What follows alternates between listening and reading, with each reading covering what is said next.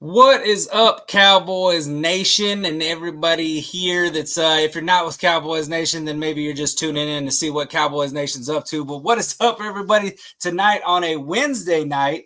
We're back, trying to get back doing these things on Wednesday night. That's what we do when we're regularly in the end season, because we've got games on Thursdays. So everybody wants to be watching NFL football on Thursdays. What's going on? Cuts showing up in the chat early.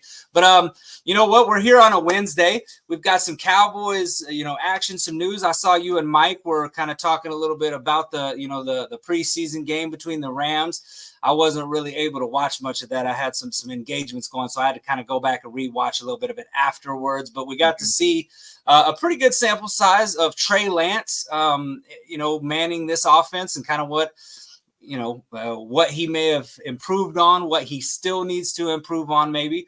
But we've got some preseason football. We've got a little taste of it. We've got some training camp battles and action going on. But first of all, let me ask you, how are you doing tonight, Greg? How's everything going in your neck of the woods? I'm doing good, man. Just sitting back, chilling and relaxing.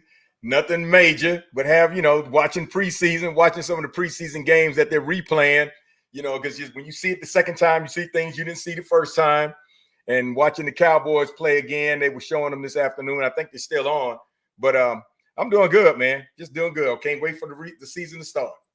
Yeah, well, it's here. It's officially back. I mean, we've got it's preseason, which I always say that, preseason's a little, sometimes it's like an appetizer to the main course is what I like to call it, because, it's like you start watching it and you're amped up, you're anxious to watch it, but preseason is really just exhibition football. I kind of wish that they would just kind of, I've talked about it before, that I wish that they would just kind of do away with preseason football altogether. Now, I understand you still need to get some game action in, but what I would like to see maybe is these, just televise these scrimmages. I mean, they're doing it right now with the Rams. The Cowboys are having, running drills, doing this with the Rams, kind of like in college football where they have the spring game, right? There's no preseason in football. I mean, granted, you have your non-conference schedule, which is schedule a few cupcakes, and maybe that's considered a teams, but those games still count, right? And these games, these preseason games, they don't count. A lot of times it's very sloppy football. You don't see your best football, and you understand what the purpose is. It's to get these depth guys in to see who it is that's going to step up and snag a roster spot.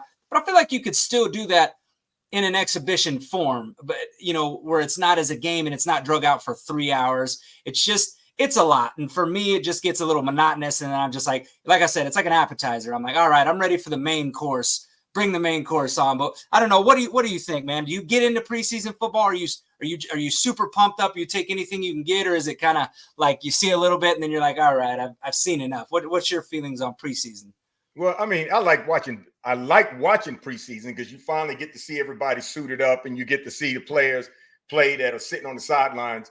But I think the preseason, but I don't get real hyped up over preseason because I know all of it is an exhibition. I know the NFL wants to put on preseason because this is the earliest way to fill those seats in the stadium and make that money. But I like to see all the players play in preseason because I want to see what we got. I don't really get excited because I don't look at it for us to win. I look at it to see what we have that potentially is going to be some players that are going to make the team, how much better we're going to be. Win or lose in preseason doesn't bother me a bit. Like that loss to the Rams in preseason didn't bother me a bit because it's preseason. It's not just starters. You got your backups playing against backups. I just want to see who's playing well and who are going to be those diamonds in the rough that are going to shine, that I'm like, we got a good pick right here that we've just picked up an undrafted free agent, or this guy coming out of college in the draft. This is going to be a major plus for us, like Guyton. So preseason, and I understand why some people get hyped up in preseason because to them it's almost like football season start again. But when they start talking about, Trey is trash, we couldn't get a touchdown, we couldn't get this. If you look at the game and study it, we drove down the field, got within the 15, 10, and 5 several times, which is good for backups. And we didn't get in, but we moved the ball. We got down in. Look at some of the key players that stepped up on defense. Look at the interceptions we made. If everybody in Cowboys Nation would look at our preseason games, and instead of first taking away the negative of the games. First, say, let me take account of all the positives we saw in the game. Then they'll be able to look at preseason differently because it's preparing us for the regular season. Yeah, and I think that some people will take a little bit too much out of preseason. And I think it goes both ways. It's a pendulum swings on both ways because there's guys that go way too up on the hype train when they see things in preseason. Then there's people that go way too much on the negativity train, so I think that there's a medium right onto what you're seeing, because some of what you see for some of these guys is against guys that are not going to make NFL rosters. Yep. So, you may have a guy that you're just maybe your second string guy, but is out there and he's just completely balling out against third, fourth string guys that are probably not going to make a roster. So last year we saw some flashes from Deuce Vaughn, and then everybody kind of started to get pretty hype on Deuce Vaughn, and then nothing happened from it, right? Didn't really amount to much in the regular season. So it's one of those things where you've got there's some good things and there's some negative things, but you don't want to jump too far on the extreme. What I will say with Trey Lance, though, is that for me, I'm not willing to say that Trey Lance is one thing, that he's a bust at this point yet. There's people, though, that are saying, hey, he needs more reps. He needs more reps. He's got to get better. He needs more reps. And I understand that portion of it because through high school and through college, he did not get a lot of reps. My whole thing with that, though, is that you have to show improvements from year one to now year 4. You need to show some improvements. And right now, my main thing with Trey Lance has been that it's still a lot of the same issues that we've seen from the beginning, a lot of the same concerns, it's the footwork is kind of shoddy. It's that he's staring down receivers. It's that he's not putting touch on these short to intermediate throws. It's these 100-mile-an-hour fastballs to guys that put a little touch on it, and that's a completion. Now, he did have some drops. There were some drops that he got plagued by. Some of these wide receivers with some drops, but some of it was self-inflicted. He did miss a couple touchdowns. There was a guy, he had a slant, he had that fade route in the end zone, missed a guy, just overthrew him. So it's some of those things that I think are an issue. And ultimately what I think is, unless there's a team out there, and the Minnesota Vikings just had a guy in JJ McCarthy go down. Now they got Sam Darnold. So I think they're going to roll with Darnold. I don't think they'd be interested in Lance, but if I was the Cowboys, I would at least pick up the phone and maybe make that call and see if maybe you could, because I think the worst case scenario for the Cowboys is that you put a 4th round draft pick into this guy and you get nothing in return, and nothing ever comes out of this Trey Lance situation. Because I just don't think that the Cowboys have enough time to give him the reps that he needs, in-game reps. Mm-hmm. I kind of think that Trey Lance eventually, if he is really serious about playing quarterback in the NFL, I think he's probably going to end up in the USFL and in a developmental league where he can actually maybe start to develop some of that talent and then try to make a comeback into the NFL, because I think he does need in-game reps, real-time reps, and I don't think he's getting those with the Cowboys. And honestly, I don't really think that he's getting that with any team, unless it's a team that is willing to take those lumps and ride out the ups and the downs. And I think right now you'd have more downs than ups with Trey Lance. So I think it would only be for a team that's like, you know what, we're willing to have a bad year to see if he can develop with more reps with these ones out here getting starting reps. But what was your thoughts about Trey Lance in that game that we saw? Well, Trey didn't, like you said, Trey didn't have a lot of reps in high school or in college that much. I mean, when he came in the NFL, he only played in few games. And then when they realized maybe they want to go another route, then they put him on the sideline. Trey is a quarterback that's going to need developing. A team is going to need to be patient enough to develop him, or a team that sees within the first 6 games that they are just straight trash at quarterback and they're not winning anything, and they decide, well, maybe now it's time we go out there and get a quarterback that we can probably develop, let him play, come in here and play the rest of the season for us, and let's see how it turns out. And Trey Lance could be that person. With us, long as Dak is healthy, long as Cooper Rush is healthy, I don't see Trey back there. But what I can say is I can see offensive coordinator deciding, listen, let's see what Trey does the best. Let's use him maybe on certain third down packages because his legs are awesome. He has a good way of finessing his way through a defense when he's running and he's taking off. Let's use him on third down packages. Let's not necessarily have him in there in the wildcat position, but have him on certain third down packages where he can throw the ball or he can run it, or be in there when you get a situation where all they want him to do is take the ball and run it. So I can see them giving him certain packages like that so every now and then throwing him in there maybe at wide receiver where they don't really plan to throw him the ball, and it might be an end around sweep or something like that. Yeah. But as far as him being a quarterback to come right behind Dak and be ready to go, no, he's going to be a developmental quarterback, and somebody's going to need to be patient enough to develop him.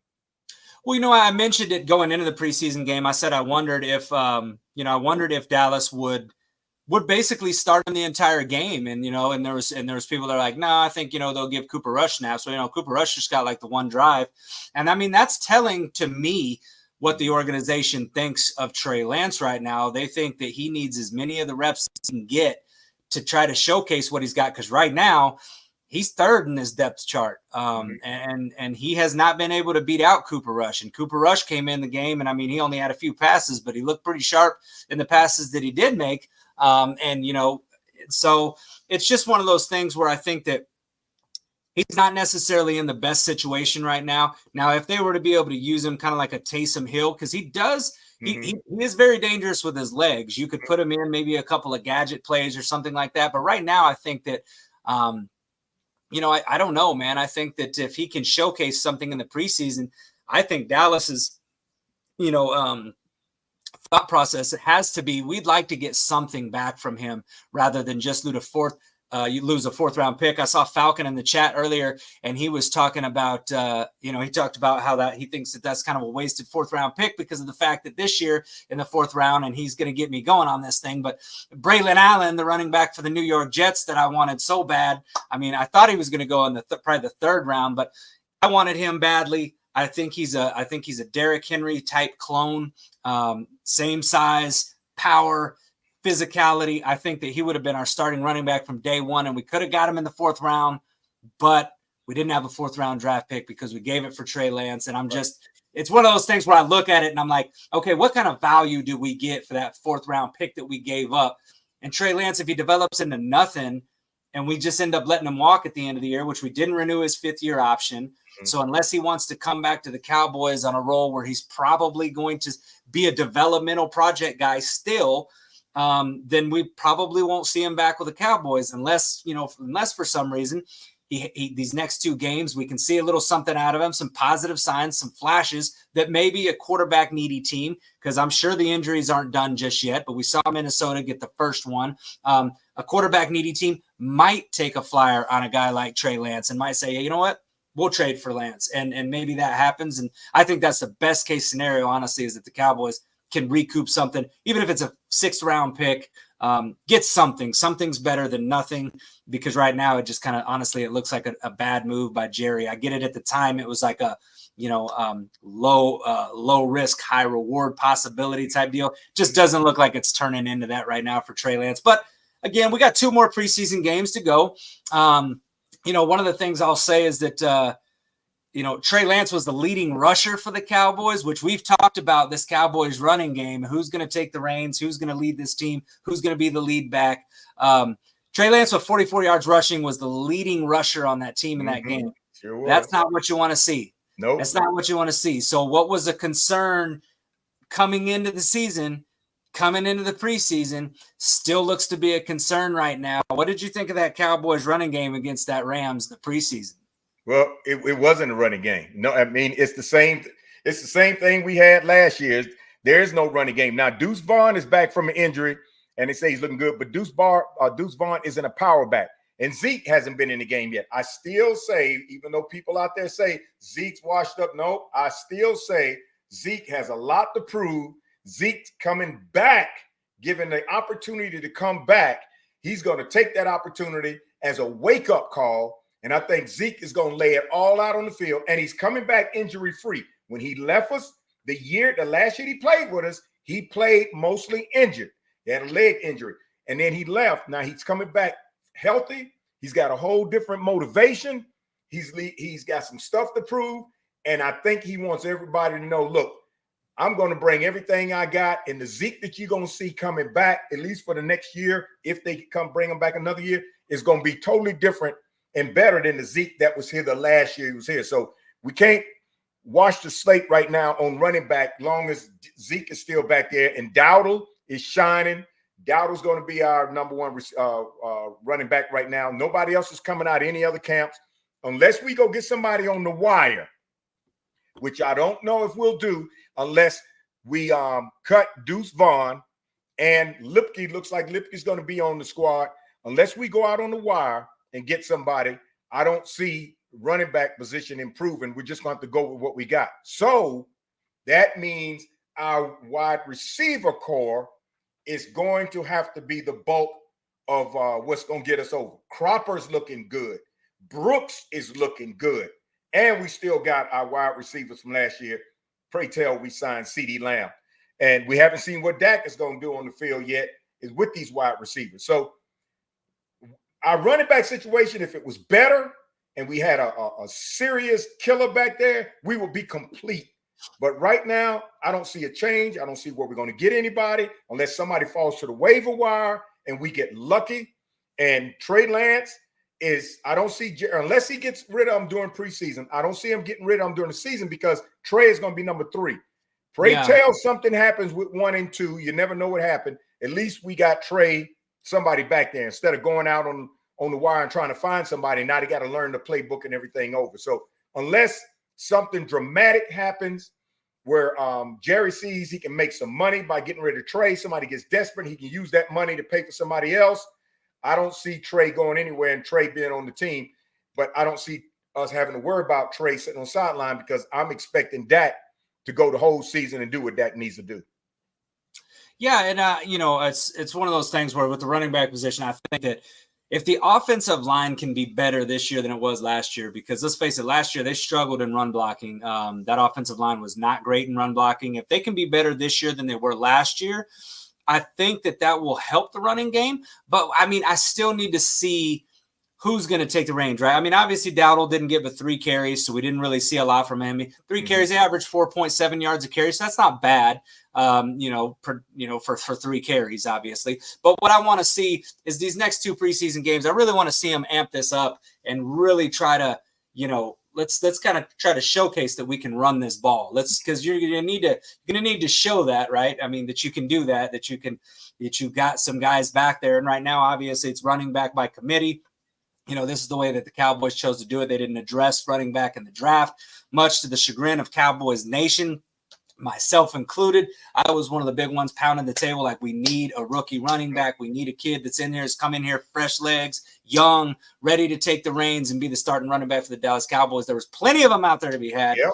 But, we can't go back now and cry over spilt milk. It is what it is. We're running with who we're running with. But it's still a concern for this Cowboys team right now is that running that running back position. Now on to, the next position group that there has been some concern over, but we're starting to see things kind of take shape just a little bit, is that offensive line.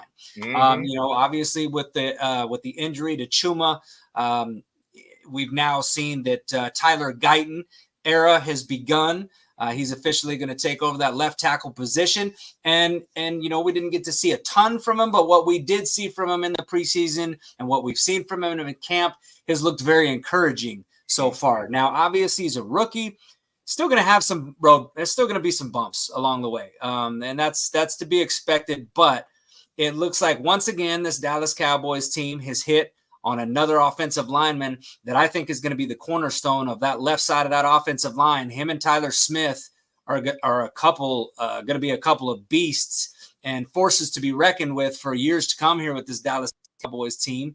And I'm thinking that, it's looking pretty damn good, right? And then we've got, Hoffman looks like right now is the early favorite to start at center, although they are giving Cooper Beebe some snaps and getting him some reps at the ones, so they are giving him some chances. He did get some snaps in the preseason at center, but he also got some at right guard. Played a lot better at guard than center. early on. That doesn't mean that he can't take that center position, but it looked like early on, and that was his natural position coming out of college. So obviously that's to be expected. A little bit more comfortable playing that right guard position. And maybe, possibly, if it doesn't pan out with him at center, he could possibly be the right guard of the future. Zach Martin's getting a little long in the tooth. It's never too early to start. You saw what happened with the Cowboys and Tyron Smith. They waited a little bit too long, to bring that replacement in for him. And we started having injuries and we started having to, kind of shuffle guys in and out.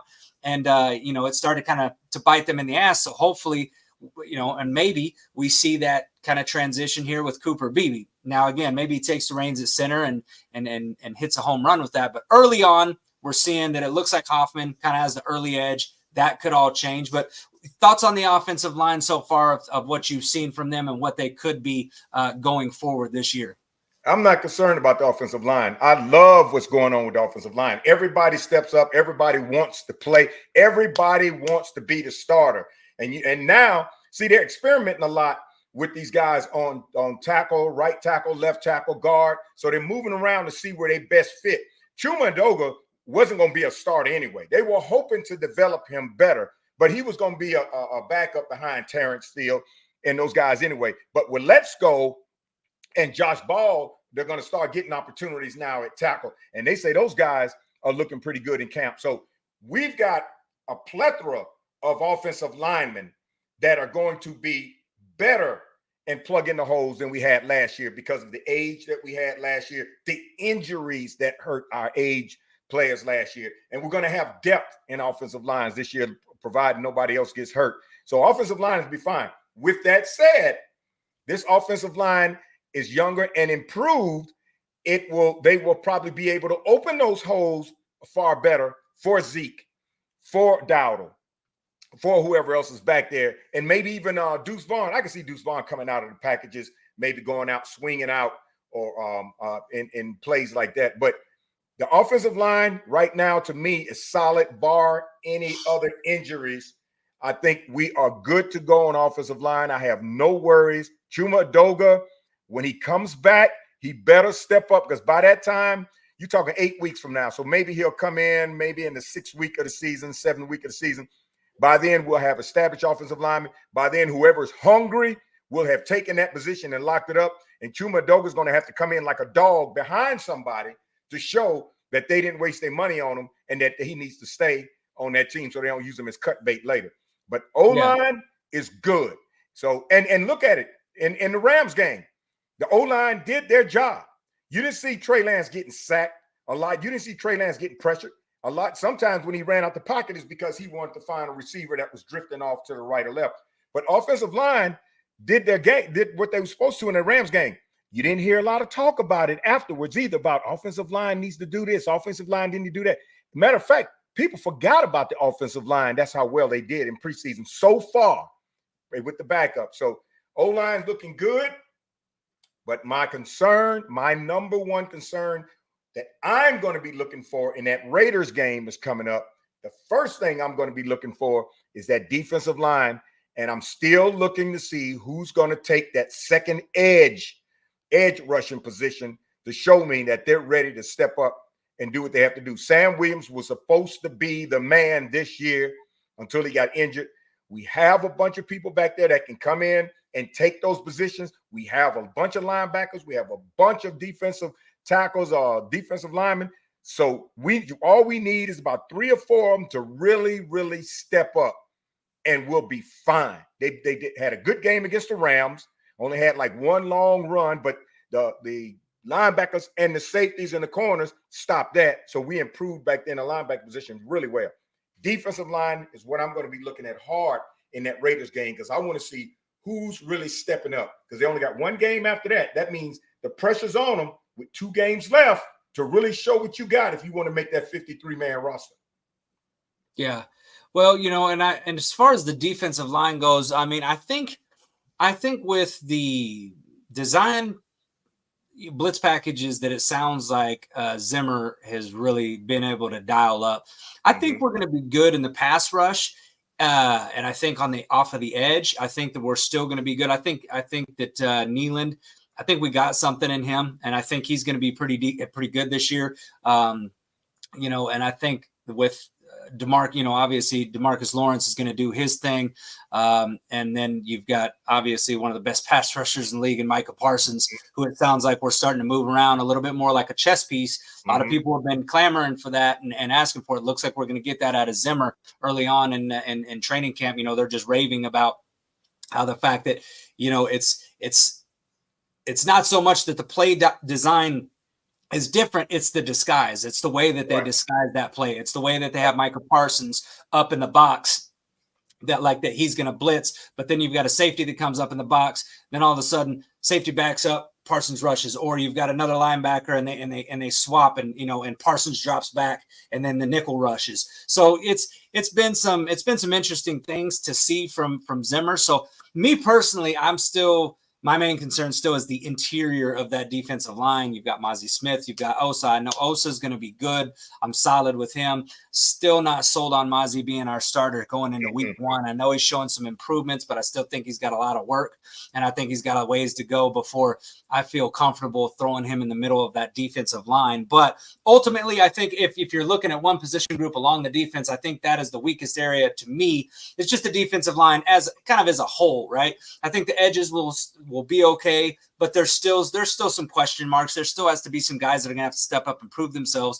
young rookie and Nealon. But it's, in terms of linebacker, in terms of the safeties, the back end of it, in terms of our DBs, I think we're solid. I like what we've got, back there. And I've got no issues with that. I think we're going to be solid there. You've got in terms of our cornerbacks, you've got this young rookie, Kalen Carson, that's showing out.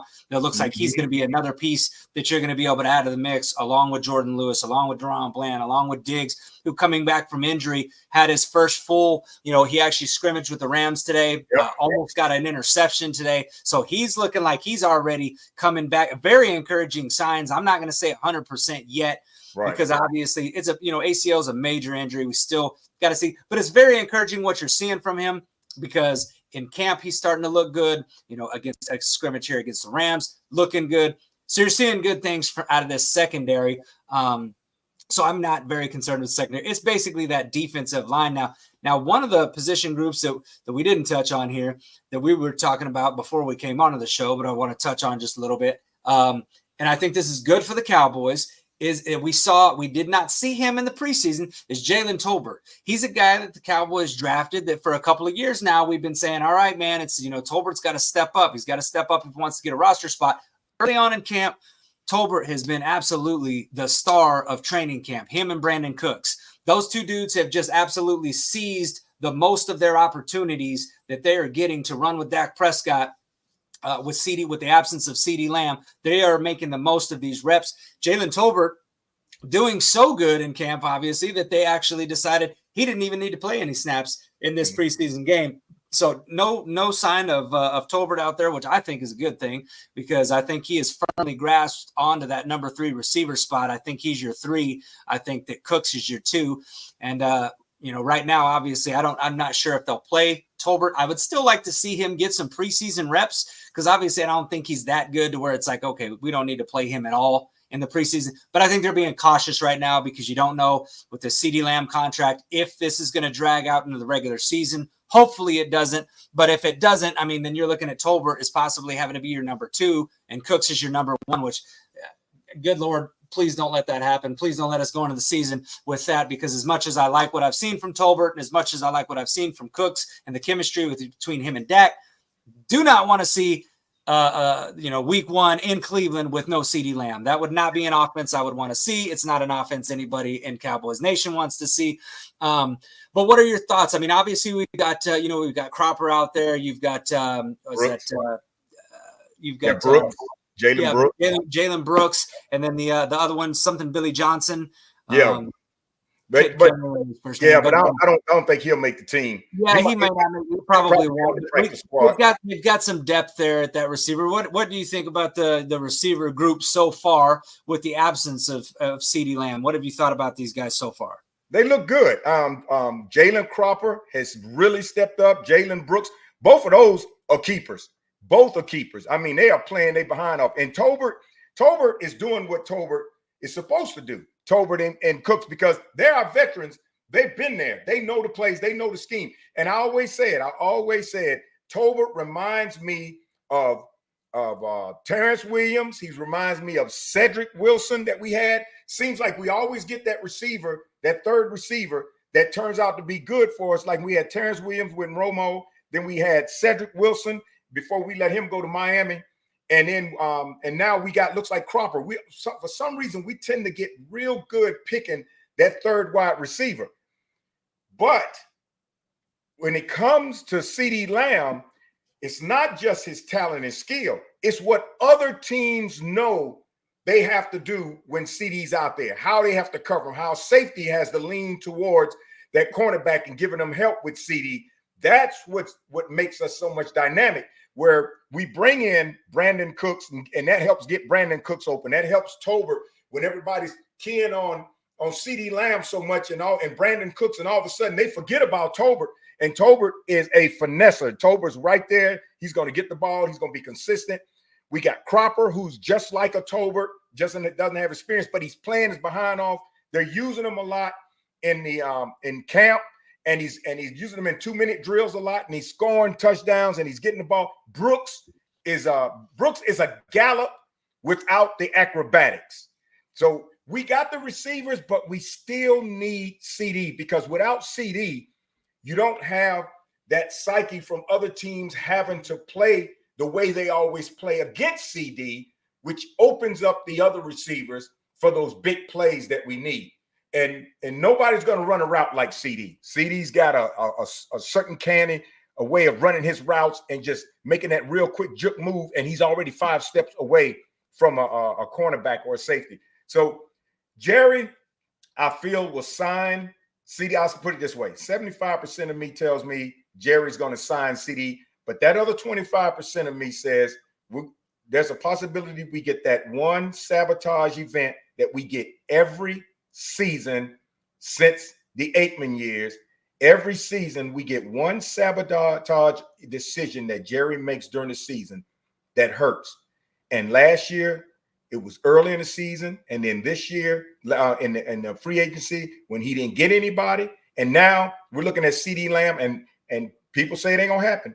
But I wouldn't put it past Jerry to go through week 1 without signing CeeDee, thinking that's going to put so much pressure on CeeDee that he's going to just take what they offer, and or him waiting to see how Cropper, how Brooks, how Tolbert, how Cooks, and how Dak, how those guys relate in week 1, and how well our passing game is. That does he really need to rush and bring CeeDee back? I say yes, hell yes, bring him back now. But I wouldn't put it past Jerry at all to even wait till week 1, after week 1, to do it. I hope not, but I wouldn't put it past him. It'll shock me if he didn't. Yeah, and I think that with Jerry, I just think he's a little tone deaf to the fan base and how the fan base feels right now, the mood of the fan base and where we're all at. I think he's a little bit tone deaf, and that's surprising to me for a guy that's as smart as he is and as business savvy as Jerry Jones is, to be tone deaf to the fan base when it comes to saying that there's no urgency to sign CeeDee Lamb. Now, I get that quote was taken a little bit out of context, because it was. They were basically asking if there was any urgency with the start of preseason, if there was urgency to have a contract done to get him in, which obviously I get that. There's not really any urgency right now to get him into preseason, but you could word things different. You could say, listen, there may be not urgency because the start of preseason, but at the same time, CeeDee Lamb is one of the most valuable receivers in the NFL, and we want to have him locked up. We want him as our cornerstone of this offense for years to come, and he has earned his money, and we are working with his agent to get a contract done. That's what you could do. And Jerry Jones is a smart enough businessman to know that words matter, phrasing matters. And the way that he said it, I think he knows that it's wrong, because then we'd come out in the Rams preseason game and you hear him talk before, he tells CeeDee, look, you're missed. Yeah. You know what I mean? He kind of backtracks them comments and says, CeeDee, you're missed, because I just think that the way Jerry said it, he understands how that thing came off. And I'm sure somebody reached out to him and told him, hey, CeeDee Lamb responded. He had that, there was that tweet that was out. CeeDee Lamb responded, retweeted it with an LOL, and then removed the Dallas Cowboys off of his header. And now it just says 8 on his Twitter header, which, I mean, alarmed a lot of Cowboys Nation. But I'll just say this. when it comes to contract negotiations and trying to position yourself as a free agent. You see this all the time. You see it in basketball. You see it in Major League Baseball. You see it. It happens in all these things. The guys get a little bit petty. They get in their feelings, get a little bit hurt, and then they remove some things off there to make everybody go into a panic. And then all of a sudden the fan base starts putting pressure on the owner. And I think that's what we're kind of seeing here is a little cat and mouse game from Jerry and CD. But ultimately, I do think a deal gets done. I think Jerry, as much as I've hounded on him and talked about, it seems like he just doesn't care about winning, the all-in comments, as much as I think all that, I do think he has learned from certain situations. And I think that year that they went into the season without a number one wide receiver when they let go of Dez and then ultimately ended up having to trade first-round draft picks to acquire Amari Cooper, they kind of learned from that. You need a number one wide receiver. And as good as I think that Brandon Cooks can be in this offense, he's not a number one receiver. He's not CeeDee Lamb. So you're not getting a number one production out of Brandon Cooks as much as you want. And I don't even think you're getting number two production right now as of Jalen Tolbert, not at this point in his career. Maybe towards the end of the season, he might be closer to being there to where he can grab that spot. But as of right now, no. And I think it would be an absolute train wreck if this offense rolled into the season against the Browns with no CeeDee Lamb. And I think Jerry knows that. And his ego is way too big to go into a nationally televised game and get his ass embarrassed, which is what would happen if we went into Cleveland without CeeDee Lamb. Yeah, and he should have learned his lesson when what he did with Amari Cooper. He blew our mind when he got rid of Amari Cooper, and word was it was because of something Amari Cooper said about Dak. Well, I don't give a damn what he said about Dak. This man was our primary receiver. And I've been to the stadium watching him win games. And then when he got rid of him, look what happened. And then he realized, we made a mistake. And eventually we got us a CD. We got an 88. Well, don't make that mistake twice, Jerry, because you've been down that road. You see what happened. And then 3 times the charm. If you did it with Dez, you did it with Amari Cooper. All right, now you should have learned your lesson. You mess around and do it with CD, shame on you. Because CD is a primary asset on our team, no matter how you look at it. To me, negotiations should have been done 2 months ago. It should have been done. Yeah. CD is not one of those players where, no. You got to have him on the team, period. It's just blowing my mind that he's continuing to use this strategy year after year with players, knowing that it's going to affect everything on the field. And then we got to wait to the last minute. Now, CD not being in camp long as he's working out, that's good. When CD comes back, CD's going to be CD. But we get CD back, then we don't have to worry about that. We have a plethora of receivers to back up our receivers because we have some great receivers in camp. So long as CD comes back, I'm not worrying about what we got. What we're going to have is on the receiving core. We got some receivers that are going to fill in the gap perfectly. I mean, it's going to be awesome. It's just, what are we going to do with the running game? And the defensive line, if they can plug the holes and stop the run this year, then we'll be much, much better. The edges aren't there to just stop that run unless they automatically see the play come up the middle. But we need the people that are going to plug the holes. But if they don't plug the holes like they didn't do last year, at least now we got linebackers. Now we got linebackers, bona fide linebackers that can come up and step up and stop those additional yards from those runners. So we're getting the positions filled that we need to get filled. We need the distractions gone. The distractions with CD need to be gone. We need to sign CD and let's move on. I do want to see Zeke maybe Zeke go a couple of series in the next game, which I doubt. If not, at least the third game. But one of the finger crossing moments for me right now is no more injuries, because the injuries that are piling up right now seem to be on the offensive line, defense. And I'm like, okay, this guy's got a toe injury. This guy got a lower leg. This guy this. None of them seem to be real long except Chuma. But I'm like, man, we still got 2 more preseason games to go. You do want to see some of the veteran stars so they can get some playing time. But then again, they're getting a lot of exercise in training camp and against these other teams when we're just doing these little pre-scrimmages. So maybe I don't really want to see them in the next 2 next 2 preseason games just because they're going to be on TV and they're going to be at the stadium. Nope. Let's sit them back and let them be ready for week 1, because with the injuries piling up right now, offense, defense lines, we don't need any more injuries. So by the second half of the Raiders game, we should be able to say, these guys are gelling. These guys are gelling. Because that first game was the first game out the gate for a lot of those players with a Dallas uniform on or playing together. And overall, 12 to the 13 to 12 or whatever, overall, it still looked like a good game with backups against backups. Our defense held its own. Our defense held its own all the way down to the last minute. And think about it. 5 interceptions. The 5th one would have ended the game, period. Yeah. But there's a penalty. So without that penalty, game's over. And there was other moments in the game where you can look at it, says Dallas scores a touchdown when we were down there twice on the goal line. I mean, down there within the goal line, but once on the goal line, we scored a touchdown. Game's over already anyway. So we did really good in that preseason game. People see what they want to see out of it, but I'm looking at what we did real good at and what we can improve on. But we have the players. We have the nucleus. Now start sprinkling those guys that are going to shine in this Raiders game. The third game, sprinkling them in with the first team defense, the first team offense for that first half, so we can see if they're going to gel somewhat. And then after that game, put them together with the first team defense, first team offense, and get ready for Cleveland. Yeah, and I think for the big part of the roster, the bulk of the roster, I think is really set up right now. I think we know who our guys are going to be for the most part.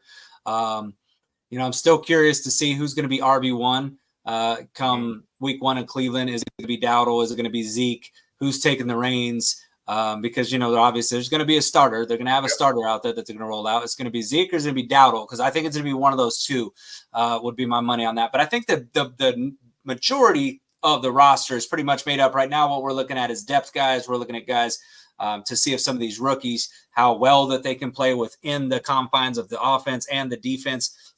But you're right. You'll start to see things take shape a little bit more as they play the Raiders, and then, kind of rounding into form. I think they'll have, and this game will be the more competitive game. It used to be when there was 4 preseason games. The third one was the one, right before the end. The last one, which would be against the Chargers, that's usually the one where it's just strictly backups. You're trying not to get anybody injured. Your roster's pretty much made up. And it's just a lot of depth guys right now. I do want to say, I'm 43 minutes in. If Mike was here, he would probably pop me in the back of the head and tell me, what the hell are you doing, Kelly? But I do want to say, because we're 43 minutes in here, for everybody, I want to thank everybody that has showed up. But I should have led this off as soon as we got a few. We got 220 people up in here right now. So I do want to say, if you have not already liked and subscribed to the Cowboys Cave channel, please do so. Mike is currently out. He's handling business. He's a busy man. But, myself and Greg took the wheels. But Greg, you'll see Greg on the show a lot. He comes in, does Sunday morning shows when I'm too hungover to do them. He'll do those, or the Saturday morning shows, Sunday mornings when him and Mike, it's usually Sunday morning, right? During the season when it starts. Yeah. Sunday morning shows, I'm usually a little bit too hungover. Saturday nights are a problem for your boy here. But, we got Mike, you got Jimmy D on Mondays. We're about to kick it up again with the fantasy football. There's a fantasy football show that I believe will air on Thursdays, Tuesdays or Thursdays. But anyway, a lot of great content coming to this channel, as well as the Cowboys Cave second annual tailgate from the Cowboys and Ravens game, September 22nd. Everybody's looking forward to it. We're looking forward to having everybody there and meeting a lot of you that we haven't met yet. So if you're on X right now watching, just slide over to YouTube real quick. And if you hadn't already, please hit that like button and the subscribe button so that we can keep things rolling, keep bringing you guys great content as the season goes on. So that's something I typically say about 20 minutes into the show, where Mike kind of does that. I'm supposed to do that here. We're about double the way into it, but you know what? Better late than never. I just had to get in that shameless plug there, but I know everybody here has seen Cuts and Cuts here saying tailgate, Doug saying tailgate. And I know you're going to be there, right? You're going to be out there at the Cowboys tailgate. I mean, it wouldn't be complete if we couldn't didn't have my brother Greg out there, I'll be able to meet you for the first time, face to face, shake your hand, see you all geared up and looking all fly, ready to go to the Cowboys, represent head to toe. I'm ready for it. It's going to be a good time, man. It's going to be a great time. There's a lot of great people, and anytime you're out at AT&T Stadium ready to watch a Cowboys game, it's going to be a good thing, big thing. So we actually, Steven actually said, and you see it right here, he actually made out a tweet and tagged Michael Irvin in the tweet and said, hey, can we bring some of Cowboys Nation's finest over to your restaurant, Playmakers, and host a get-together with some, and Michael Irvin retweeted and said, absolutely, come on down. So awesome. Possibly might be able to see the Playmaker himself and Michael Irvin at his new restaurant there in Dallas at Playmakers when we go to kind of meet up and have a little night before, gathering of Cowboys Nation's finest. And wouldn't that be something to be able to chop it up with the Playmaker the night before the Ravens game? That'd be great, man. That would be awesome. But, Rick, let me see if I got you right. Rick Ercolani. Yeah, that's the guy I was talking about earlier that we signed originally from Arizona State, but he played with a few teams here and there, and then he ended up in with the Birmingham Stallions last year. He's filling in the hole because, Chuma got hurt, and we got some other players out there. He's a long shot to make the team, but like I said, we got depth back there. A lot of these players are going to wind up on our practice squad, but there's a lot of them are really good, and I think that they're going to be picked up on the wire probably, and it'd be nice if we could keep them on the practice squad because we will have some serious depth on the practice squad if they don't all get picked up. But I think a lot of them are going to end up getting picked up. Some of the receivers that if we get the receiver and we say, look, we really want you, but we got to make this cut for the 53-man squad, put you on the practice squad. I don't think any of the receivers are going to stay on the practice squad. One receiver I really want to see, and I haven't seen much of him. I saw him, I think, at one training camp practice, and he was injured early. But Ryan Flournoy, who we got in the 6th round, so you don't hear anything about him, but he's one hell of a dynamic receiver. We just haven't had the opportunity to see him because of the injury. I really hope, and I don't know how the receiver corps is going to go because we got some beasts. I hate to see him get cut and not get the opportunity with us so we can see what he's about. Because I know he's going to be in the lead, whether he's with us or not. He's going to be in the lead. He is one of those receivers that if he had the opportunity, he didn't get hurt. I think we'd be talking about him real big right now. But I hope we get a chance to see him in that Raiders game. I don't know the extent of his injury. Haven't heard anything on him, so I don't know what's going to happen with him. But I'll tell you, man, I am so ready for the season to start because I think we may possibly have one of those seasons where we came off of a bad ending last year with all the talent in the world except having the running back. And now everybody's thinking there's so much ambiguity in the air. What are we going to look like this year? It looks like we don't know what's going to happen. This could be that year where everybody's thinking we don't know what the Cowboys are going to look like. And guess what? All of a sudden, this is it. This is it. Everybody does gel. Everybody does play well. And we filled in the linebacker gaps. We filled in some more people on defense. We're going to keep these people that we didn't have in these positions last year. So we filled the holes. Now it's a matter of them playing together and coming together and showing that we could take the next leap. We went all the way to the playoffs, had a first-round game in Dallas, and we didn't have a bunch of linebackers. We were stripped on linebackers. Offensive line was hurt dramatically. Defensive line, no extra edge, and we were playing vanilla. Everybody knew Michael was going to be rushing all the time. Zimmer is switching it up. You don't know who's going to come in and blitz or who's going to jump on the line, who's coming out of where on the defense, and we filled it up with linebackers, and we got cornerbacks, and we got safeties.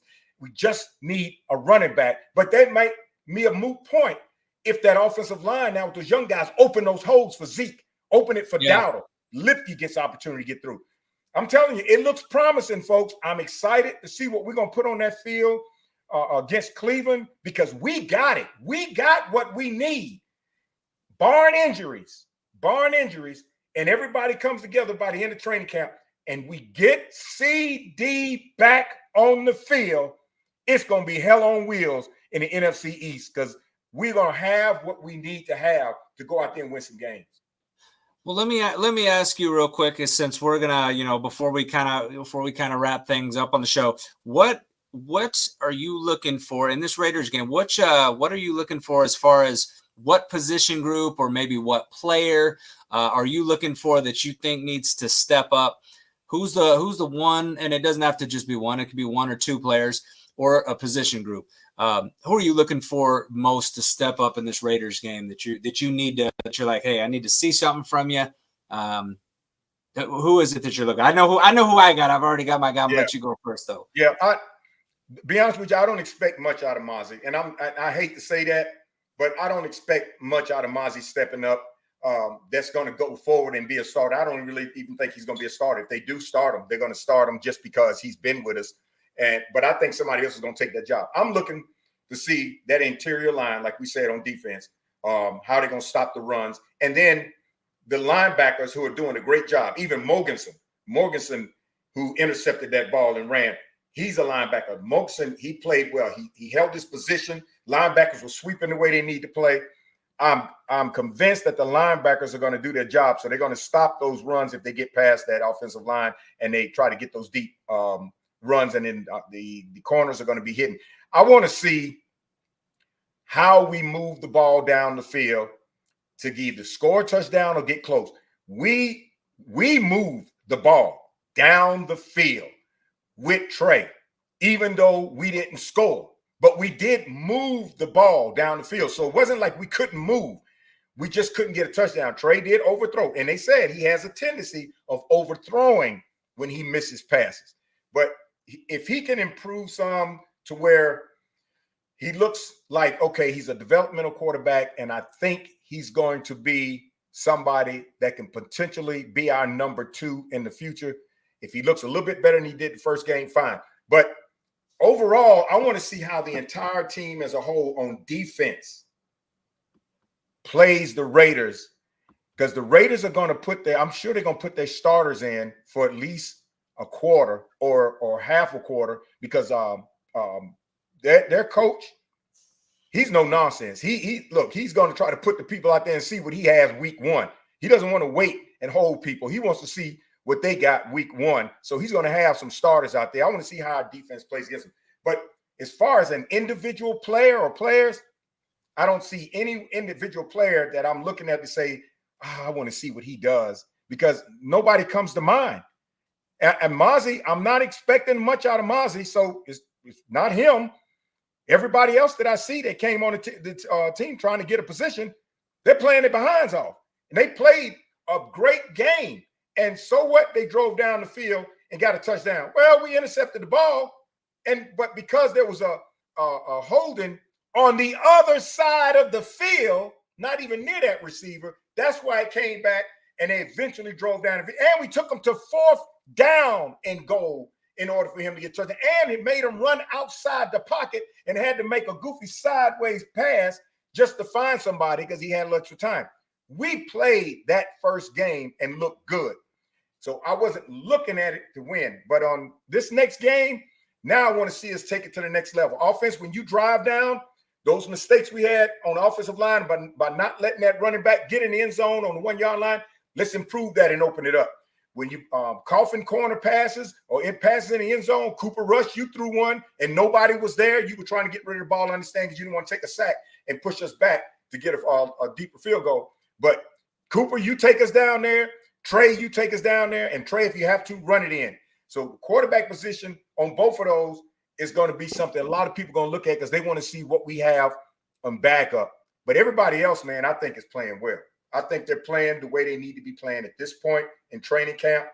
It's going to be a hard decision to make on the 53-man squad.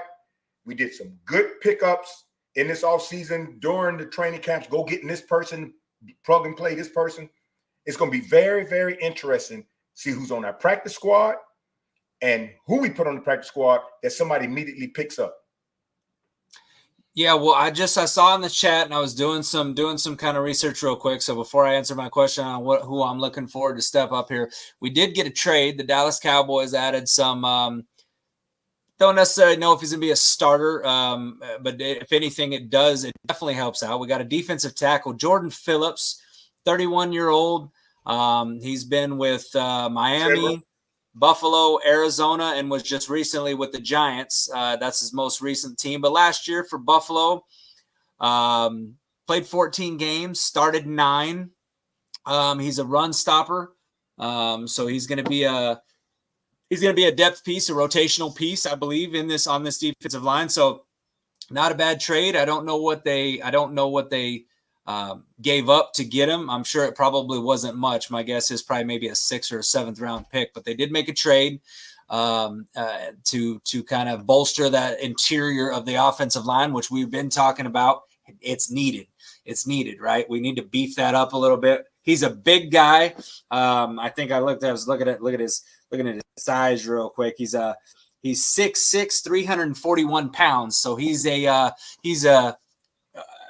big guy. If nothing else, he's going to take up a lot of space. So again, probably to fill kind of a role that maybe Hankins left when we lost him, which, that was one of the things that kind of left me scratching my head, is that we were already weak there. And I thought Hankins was one of our better interior pieces there alongside Osa, and we let him walk. And I didn't really agree with that. So either way, some good little depth there for the interior of that defensive line. Defensive tackle is a need. Cowboys make a trade. I'm not going to complain. I'm not going to knock that. So good trade there for the Cowboys there. Somebody said he's a trash can full of dirt and hard to move. So Cam said he's a trash can full of dirt and hard to move. Hey, if he's hard to move, that's a good thing, though. Yeah. We just need a guy to just stand there in that middle so they're not running up the middle. I mean, I'm tired of seeing the middle of that interior, that defensive line just get gashed with the run. I mean, you get a guy like the running back from Buffalo, Cook, that just ran all over us. You get a guy like Aaron Jones from Green Bay that just ran all over us. I mean, it's just ridiculous what we've seen as of late with this Cowboys interior, that defense not being able to stop the run. But real quick, I would say for me, what I'm looking forward to in that Raiders game the most, I would say I'm looking to see how well we run the ball. I want to see more from this run offense with the Dallas Cowboys. Kind of what we got back there. Not necessarily who we got at running back, but our block scheme. How well this offensive line opens up holes for these running backs. Because if we could start to see this offensive line open up some holes that we didn't really see last year. There was a lot of negative plays. There was a lot of plays made in the backfield.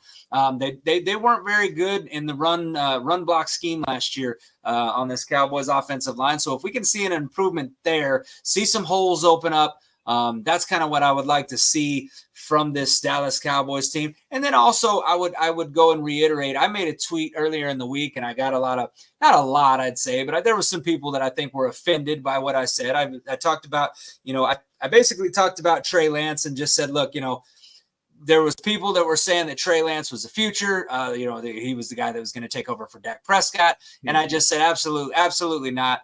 I said, year 4 to year 1, haven't seen the improvements I've needed to see from Trey Lance. But at the same time, I have been on record saying many times that I want this kid. I would love to see him succeed. I would love to see him do good. I would love to, because it benefits the Cowboys. I'm not ever going to root for something that's not in the Cowboys' best interest. Right. Like, I'm never going to root against somebody just because I want to be right. If I say I didn't believe that Trey Lance was going to be a good player, and then go, and now I'm going to root against him. He starts doing good, and I start saying, nah, he's no good. He's trash. He's a bum. He'll never do anything. I haven't seen anything to make me back off the opinion that Trey Lance is just not an NFL-ready quarterback right now. And there's nothing that has changed my mind about that from what I've seen thus far. I mean, he's worked with, he's working all offseason with Patrick Mahomes, private quarterback coach. I mean, the kid's been working. He knows his issues. He knows the problems that he's had, and they still continue to be an issue. So I would also like to add that I would like to see Trey Lance do a better job in running this offense against the Raiders on Saturday night. And I will say it's going to be a really late game. It doesn't start till 9:00 my time, so that's going to be one of those games that'll be on till midnight. We'll see how much of that I can get through. Again, I can only tolerate so much preseason. I'm not one of those guys that's gonna sit there and break down everything. In fact, a lot of the times I'll record it and watch it back later and just kind of skip through some things. I don't really want to see, It's one of those things where you want to just break it down. I'd like to condense it, which is one of the reasons why, again, not a fan of the preseason, me personally, just because, yes, I love it that football is back, but damn, I'm just I'm like, God, that product is just not what you're going to see week 1 when we take on Cleveland. That's going to be totally different, thing of football. So, and then, yeah. So, and Cam, I was just going to say that we did, and we talked about that a little bit. Not enough snaps in college to develop that football IQ, which we kind of talked a little bit about that, and just said that I think his best bet is to be in a developmental league where he can develop and can continue to develop his skills and then go. And you're seeing a lot of players that have been able to do that. You're a quarterback for the Birmingham Stallions. Got a shot. He's actually on the New York Jets roster, Adrian Martinez. You see things like that all the time where these guys that, that maybe didn't have the experience or the coaching or whatever can go to this USFL league. You've got Turpin that is now on a roster. He was also USFL product. So you're starting to see these guys in the NFL starting to use it a little bit more like what it was intended for, is a developmental league to get these guys some reps. And I think that's probably going to be his best shot at getting reps, because I just don't see a team that has the patience or that really wants to go through the road bumps that you're going to have to go through with a Trey Lance if you wanted to make him your starting quarterback. I think it's a tall task. Unless there's a team out there that wants him and they want to use him in like that wildcat position or something like that, and they want to take a chance because they're desperate. But, well, I mean, you've got a guy like Taysom Hill. I mean, Taysom Hill's been a guy who's kind of stuck around on the Saints roster for a while because he's played several different positions. But they've had him in at tight end, they've had him in at at running back, they've had him in at quarterback. Where really honestly, if you're a defensive coordinator and you see Taysom Hill in the backfield, he's going to run the ball. I've never understood why they would put inside and they're in a pass defense. They're defending the pass when Taysom Hill's in. That guy's going to run. Yep. But yeah, I agree with you. I mean, and and maybe the Cowboys, maybe Mike McCarthy gets creative and puts a couple of plays out there, puts him in a position like that where he can run the ball. Because he's got the vision when it comes to, to running the ball and using his legs, which is, is good to see. But definitely Falcon, something to keep an eye on. Yeah. Falcon, listen, I'm not a Mozzie hater. I don't hate anybody on Dallas Cowboys. You'll never, ever, ever hear me say, I hate that dude. No. Mozzie just needs, for how Mozzie was drafted, for what we expected from Mozzie, what Mozzie expected to get paid, and what Mozzie expects to be, Mozzie needs to be the key. It's not like we got Mozzie because we wanted Mozzie to be a good backup somewhere. No, we got Mozzie because Mozzie showed us in college that Mozzie can be a day one starter on that defensive line, and that's what we expect out of Mozzie. And now we're going into another year, and in training camp, he's had a few little flashes, but nothing consistent. So I'm not a Mozzie hater. I just want Mozzie to step the hell up. If you want the position, Mozzie, take it.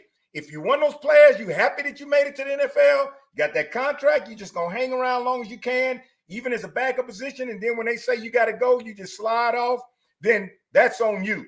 But Mozzie should be right now that player that was automatic is going to be on that defensive line, and he's going to be that day one starter, and period. And as far as last year with our running backs, the reason why the running backs didn't do that well last year, because you got to look at it.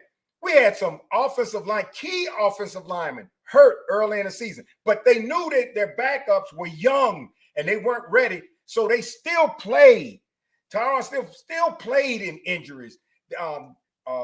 Martin still played injured. They played. They gutted it out as long as they could, but they couldn't play at 100%.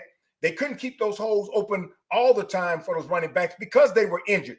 And then when we had the backups come in, they didn't know what was going on. They tried their damnedest, and they didn't have an opportunity to really get developed. But now those backups are starting to shine. And especially with, Hoffman, BB, Guyton, what's the name? Bostic. Man, and we're not talking about our starters yet. So the backup on offensive line is going to be deep. And our starters going to come in, and we expect the starters to do what the starters do. So I expect our running game, even though we don't have a beast, we got Zeke. And I'm telling you, They know how Zeke runs. They know what Zeke needs to get that daylight. This offensive line is going to be much better than last year. They're going to open those holes for Zeke.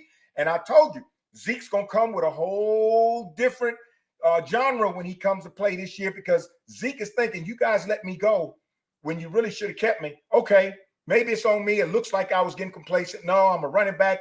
At a certain time, you know, your performance starts to lack a little bit. He went to New England in a different venue. He missed being with the Cowboys. He know he really wanted to be home. We gave him one more shot. He's coming back in like, okay.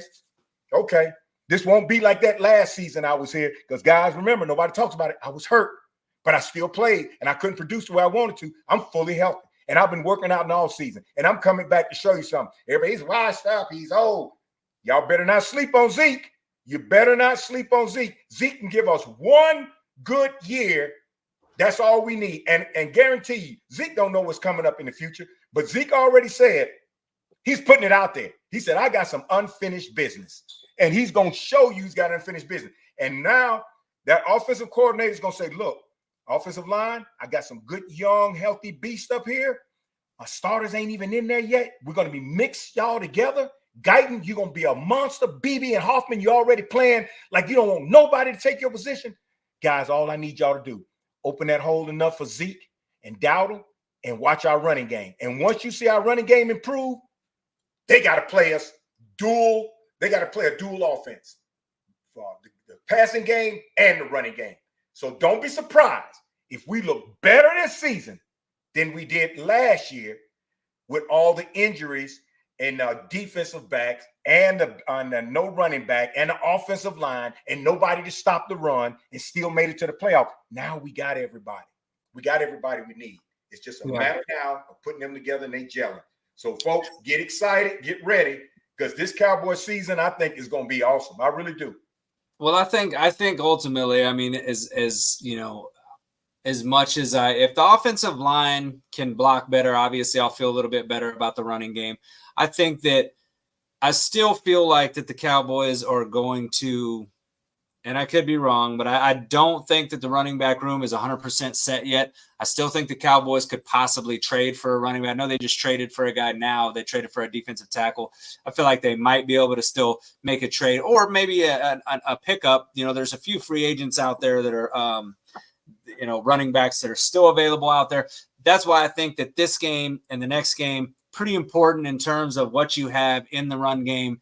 I don't think that running back room is set as of right now. I just don't think that I could be wrong. I'll be curious to see who they roll out and who actually gets the majority of snaps. If we see Zeke out there on the field versus the Raiders, I wouldn't mind seeing that. I wouldn't mind seeing a combination of him and Dowdle to get a better idea of what that run game looks at, how confident they are with that running game. But I think that there's that we could see another signing from somebody that gets cut off camp. There's a lot of teams out there right now that have got some really deep, deep running back rooms right now that they probably are going to have to make a cut that they may not want to. And then that guy's out there for somebody to claim on waivers. So I guess we'll see.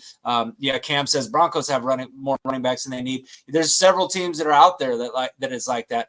I think the Jets are one of them that got several running backs right now. I think they got like 4 guys out there right now. It looks like the guy that I really like, Braylon Allen, looks like he's going to take the second spot. I think Houston Texans have got several running backs on their roster. So several teams that are out there that it looks like maybe are going to have to make some cuts. And I think the Cowboys may add something there. But either way, we're going to see. We're going to find out. We'll see what happens in this Raiders game. Again, this is the part of the season where the team starts to take shape and we start to get a better idea of where this team is at how competitive they'll be.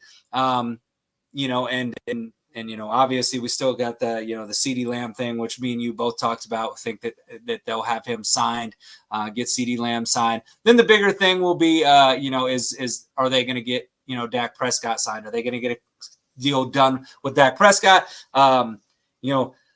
One thing I was going to say, one thing I'd say about that, I don't want to beat that horse too much because I think we've talked about it a lot ad nauseum, is that with the Dak Prescott thing is that, right now, really, if you're Dak Prescott, you really have the leverage on this thing, just because he's done it before. He's bet on himself before, and he did that when they franchise tagged him, and they did that twice. He said, you know what, I'm going to bet on myself, and ended up going out and getting that contract and having a really good year.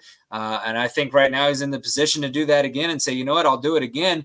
And the scary thing for the Cowboys is if you're the Cowboys organization, if you really believe in Dak Prescott and you want him to be your quarterback, if you wait and he has another season like he did last year, and then maybe this year, maybe he gets you to the NFC Championship game. Maybe he gets you to the Super Bowl. And these are hypotheticals. I'm just saying, if that happens, though, even if you don't win a Super Bowl, if Dak Prescott takes you to the NFC Championship game, and you see, that he played well, then you're looking at teams that are willing to literally break the bank for a guy like Dak Prescott, a guy who's still young, who's got many years, he's still got several years there in front of him. I mean, he's only 31 years old. I mean, you look at a guy like Aaron Rodgers playing into his 40s. It's one of those scenarios where it's actually a good thing for Dak. He's going to sit there and he's going to be in free agent heaven because he's going to be having teams jump all over him. He's going to have a team like the Las Vegas Raiders, who are a quarterback needy team, who are already have been rumored to have interest in Dak Prescott. You're going to have a team like the New York Giants, who are going to be looking for a quarterback now because Daniel Jones' two-year deal that they gave him will be up. So they'll be looking for a quarterback. Can you imagine the New York Giants, how much it would thrill them to snag Dak Prescott away from the Dallas Cowboys, who they have 2 wins over him. The last time that they beat Dak Prescott and the Dallas Cowboys was when Obama was in office back in 2016. That's how long that's been. We've had 2 presidential regimes that have come and gone basically since the last time the Giants got a win over Dak Prescott. Yep. Cam's got another point. The Steelers are another team. There's several teams out there that would be in the market for Dak Prescott, and I don't think any one of those teams would be shy about throwing large amounts of money at Dak Prescott's way to put a quarterback in their backfield that they feel is a franchise top 8. In my opinion, he's a top 8 quarterback in this league. So let's just say top 10, because I don't think anybody can really argue that. Top 10 at worst.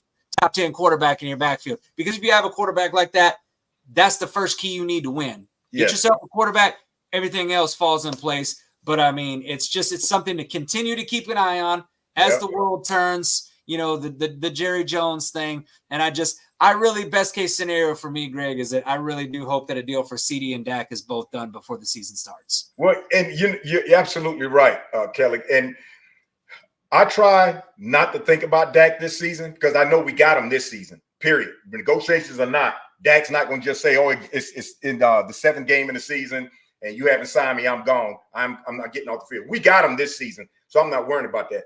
But you got to believe that Dak and Mike are sitting there saying, so this is how you're going to do CD? And then I'm coming up next. So how are you going to negotiate with me? See, they see the playbook. And Dak has already said, Dak has come to the realization, and he's calm about it. I've seen other quarterbacks go and play with other teams and succeed. That's his quote. And Dak knows that he's at that point in life. Look, I got a child. I'm at peace right now. I know I've been getting all this pressure from everybody in the fan base. I lost my mom. I lost my brother. I'm on the team that has the biggest notoriety and visibility in the world. Everybody's coming at me and blames me for everything. I'm finally at peace. I've been through negotiations with Jerry. I know how tough it is. Now I'm at a part to where everybody wants me. Everybody wants me. I'm calm. I'm relaxed. I'm going to play my season off. If they sign me, I want to stay. But if not, I'm not going to freak out. I'm going to move on and get that big money and go play with somebody else and probably be successful. But if you're a fan and you're looking at what's going on with CD, and you got to sit there and think, are we going to have to go through this again with Micah next year? Are we going to have to go through this once he signs CD with Dak? I mean, are we going to be on pins and needles for the 3 top players on our team who should never be thought about negotiations? Sign them and let's move around at a point where we have brought in a bunch of players to surround Micah to give him help. We brought in some more receivers to help CD and Brandon. And then we got an offensive line to continue to help and protect Dak. And now you want to negotiate with those top three and let them see what you're doing to CD, and we're supposed to have confidence? That's why I'm not thinking about Micah, and I'm not thinking about Dak's upcoming negotiations, because it'll drive me nuts. I do know that we got both of them for this season, and I'm all in for this season, because by the end of the season, we could be right where we need to be with keeping them, or we could be totally starting over.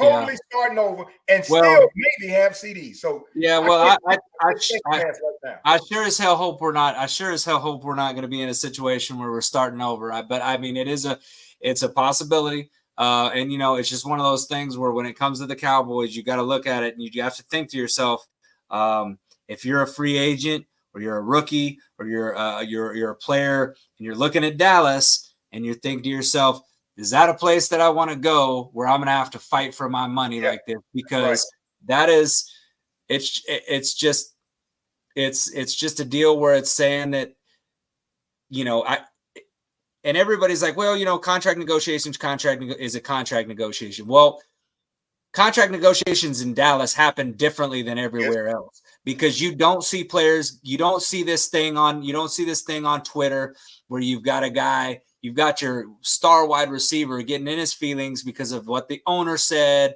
because the owner's putting it out in the deal. If you want to negotiate contracts, then do that shit behind doors. Mm-hmm. You don't hear the Philadelphia Eagles doing that when they're signing their star guys and they're getting their guys locked up. You don't hear about that shit when you see, Houston Texans making deals and getting that guys locked up. You just don't see that. It's one of those deals where you look at the Cowboys and it seems like every time that there's a big contract goes up, there's always something. There's things that are thrown out. There's these guys are getting kind of drugged through the mud. It just leaves a bad taste in your mouth. And I just don't like it. I don't like the way that they've been doing it. I don't like the way they keep doing it.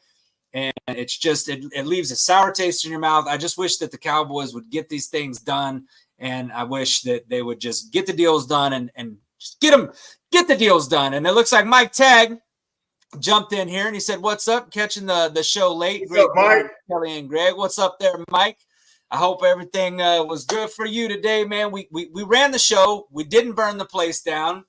We got 350 here in the chat, which, by the way, I see only 3 thumbs up right now, guys. I see 3 thumbs up. And I know I've got several really good people that I know in this chat. I know there's Doug, there's Cuts, I got Cam, I've got Falcon in here, I've got Steven in here, I've got all these, and I've got 3 thumbs up is all I'm seeing right here. I hope everybody's smashing that thumbs up button for your boy. And I hope that if you haven't liked and subscribed to the channel that you went ahead and did.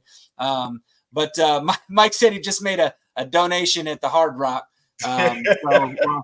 You know what? Listen, you make those donations. You make those donations now, and Cowboys Nation will make donations later back in the Cowboys Cave Fund, so that we got some money for the tailgate. If you're out there, getting rid of some money and making donations at the Hard Rock. But I seen Mike's chip stack the other day. I was counting each little one of them chips, and they weren't $5 and $10 chips either. They were the big money chips. So I know he ain't doing too bad out there. He ain't doing too bad.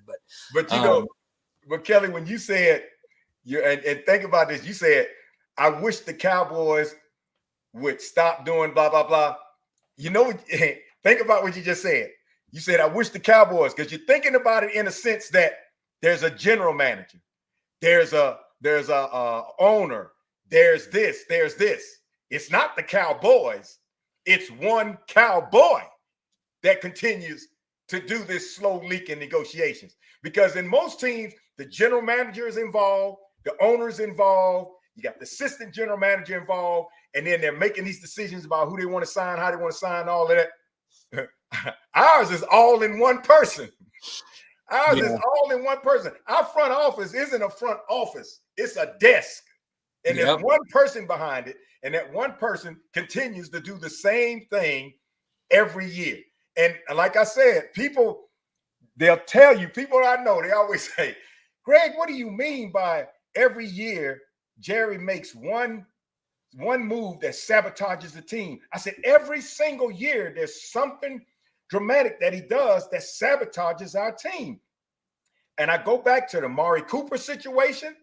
And then the next season, he does something. And now the sabotage, it's almost like, oh, I got to get my 1 point something sabotage event in. It'll be CD Lamb. It'll be the CD Lamb situation. You know, I love what Jerry Jones has done for Dallas when he bought him, and how he brought Jimmy Johnson in to resurrect the Cowboys aura. But even then, the sabotage move was firing Jimmy Johnson over an ego trip. Yep. And then every year after that, there's one major sabotage move that sets us back. 3 steps forward, 5 steps back. 3 steps forward, 5 steps back. Everybody says it. Well, Dallas is going to be great when Jerry's gone. Dallas is going to be great when Jerry's gone. You know, I cannot contest it.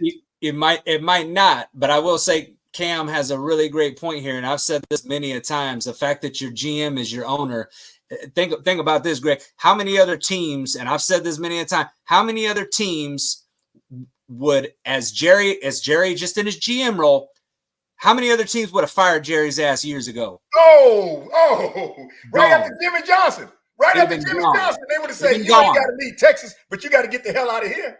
Those three straight 5-11 seasons with the Dave Campo, those 3 straight 5-11 seasons, his ass would have been gone. Yep. His ass would have been gone. And that's, it is. That's the problem. When your owner is your GM, what pressure does he have to? He's his own boss. That's right. He's his own boss. He's like, I can do whatever I want. I can make unlimited mistakes. I'm not going to fire myself. He said it before. I'm never going to step down. I will not step down. And when he does step down, his son's going to take over. And his son is the new owner, and he's going to be the GM. And probably when he steps down, it's going to be the next jackass that's the JJ, the Jackass Jones. It'll be the next JJ in charge. And then we're going to see, I'm sitting there thinking, will I ever see a team not run by a Jones in my lifetime? I'm looking at it like it's highly unlikely. There's just one Jones after another Jones after another Jones. And the only thing I can hope is that one of these Jones learns from their mistake and decides, you know what, maybe I should do something different and hire a real GM.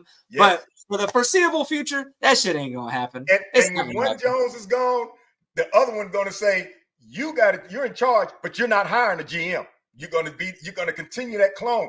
And these GMs, there are great GMs out there, and they're coming up every day. And these GMs are making these teams win. The GM of the Kansas City Chiefs is helping the Kansas City Chiefs win. The GM of the Philadelphia Eagles is continuing to keep them relevant. The GM of the Commanders is there for a reason. That's why they drafted the way they did. These GMs are making these teams win. They're putting them in a position when it comes to negotiations, finding this person, finding that person. And my most egregious thing we don't do is during the season, getting a plug-and-play player from this team, getting a plug-and-play player from this team. Oh, let's go get him in week 6.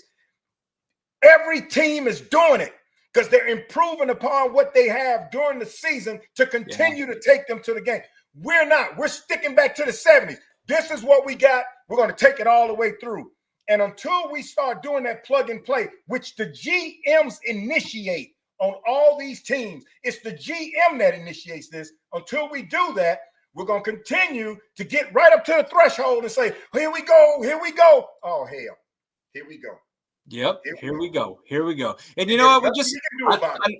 Exactly. Unfortunately, there is not a damn thing we can do about it. We're Cowboys fans, and we just got to kind of ride out the pain here. And it is what it is, man. But I'm looking here, man. We've been going here almost an hour and a half. We've covered some good topics. We've talked about all the position groups, the concerns. We've talked about Las Vegas, the preseason game here on Saturday night, 9:00. So I'm thinking we kind of got this all covered. But I really appreciate, one, everybody showing up in the chat. I appreciate, as always, the conversation, the dialogue that we get going in the chat. And what I respect the most about you guys is y'all always keep it respectful. We may disagree, but it's always in a respectful tone. So I want to thank everybody for showing up like you guys always do. 363 people in the chat right now. And I just want to thank you guys all for showing up and continuing to support the show. Again, if you haven't subscribed, please do so. Like and subscribe. We really do love the support. We couldn't do what we do without you guys. I mean, I would get on here and just talk football just with Greg or with Mike or with anybody that wants to talk Cowboys football. I would talk Cowboys football even if I was talking to nobody. I always say that it doesn't matter if I have an audience. I love to talk Cowboys football. But you guys make it better. And we're looking forward to seeing you guys at the tailgate September 22nd again. Cowboys Ravens, Cowboys Cave. Second annual tailgate. There's going to be so many names from Twitter, guys from the show that are going to be there. It's going to be a great turnout. But thanks for tuning in, guys. Greg, do you have anything else for the guys before we cut off? I'm looking forward to meeting everybody that's going to be at the game on the 22nd when we play the Ravens. And believe me, I'm bringing it. And I will be suited at the tailgate, ready to go. My wife and I are coming. I can't wait to get back to AT&T. It's going to be fired up. And we don't have no negativity because the Cowboys are going to beat the Ravens that day. And everybody's out there saying otherwise. You better count your chips because we coming, baby. Here we go. And that's the way you end the show on a Wednesday night. Cowboys Nation, thank you for tuning in. Until next time, peace out. Stay up. Go Cowboys. Give me somebody that's hungry. Give me somebody that's hungry. I need somebody.